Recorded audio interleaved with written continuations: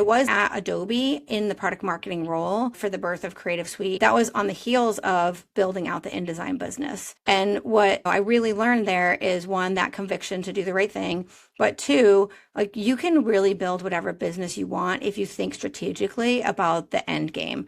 So, InDesign was not going to be successful if you didn't have printers who wanted to print the files that came out of InDesign. And when the engineers built the product, they never spoke to a printer. They just assumed that creative people were going to want to lay out in a product that worked with Illustrator and Photoshop.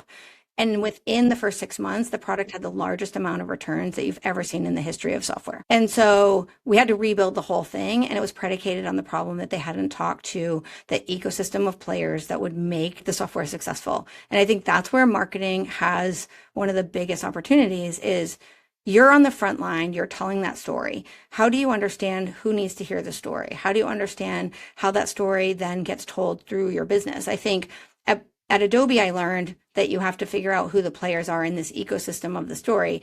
At Salesforce, I learned that you have to understand your own go-to-market operation and how that story goes out the door.